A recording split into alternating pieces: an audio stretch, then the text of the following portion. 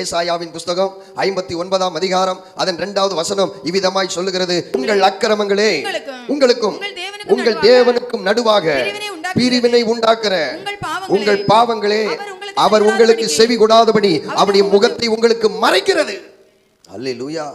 அருமையான கணத்துக்குரிய மூத்த ஊழியக்காரர் சுந்தரம் பாஸ்டர், அவருக்கு ஒரு நாள் பெரிய ஆசையா ஒரு வெளிநாட்டிலிருந்து வாட்சி கட்டணும் அப்படின்னு. அதே போல அவர் ஆசைப்பட்டது போல அவருடைய பிலிவர் ஒருவர் வெளிநாட்டிலிருந்து வந்து அவருக்கு பிடித்த ஒரு வாட்சியை அவருடைய கையில் கொடுத்தாங்களாம்.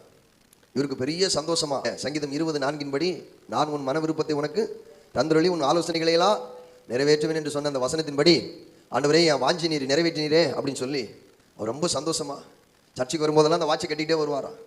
இந்த வாட்சி மேலே அதிகமாய் பிரியம் உண்டாயிருச்சு அவருக்கு. அது நான் ஜெபம் பண்ணி ஆண்டவர் என் மன விருப்பத்தை கேட்டான்னு சொல்லி இவர் அதிகமாய் தனி ஜெபம் பண்ணுகிற ஒரு தேவ ஊழியர். கிட்டத்தட்ட 1 மணி நேரம் 2 மணி நேரம் அல்ல, 6 மணி நேரம் 8 மணி நேரம் 5 மணி நேரம் ஜபிக்கிற ஒரு நல்ல தேவ மனிதன்.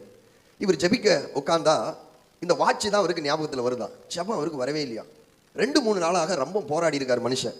ஜபம் வரவே இல்லை அவருக்கு.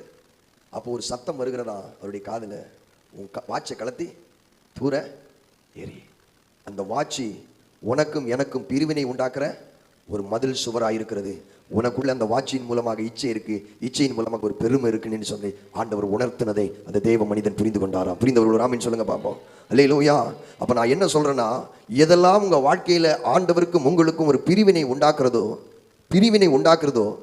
அதை தூக்கி எறிங்க. அது ஒரு டிவியா இருக்கலாம், செல்போனா இருக்கலாம், ஆமீன் ஸ்தோத்திரம், நகைப்பாலிசா இருக்கலாம், ஆமீன் ஸ்தோத்திரம், ரிங்கா இருக்கலாம், ஆமீன் ஸ்தோத்திரம், வாட்சா இருக்கலாம், ஸ்தோத்திரம், மணிகடியா இருக்கலாம், படிப்பா இருக்கலாம், ஜாதியா இருக்கலாம், பட்ட படிப்பா இருக்கலாம். எதுவா இருந்தாலும் நீங்கள் தூக்கி எறிந்து விட்டு, ஆண்டவர் விரும்புகிறது அரகுற மனசு இல்ல, அவருடைய சமூகத்திலே உட்காரும் போது ஒரு முழு மனதை கர்த்தர் விரும்புகிறார். அல்லேலூயா.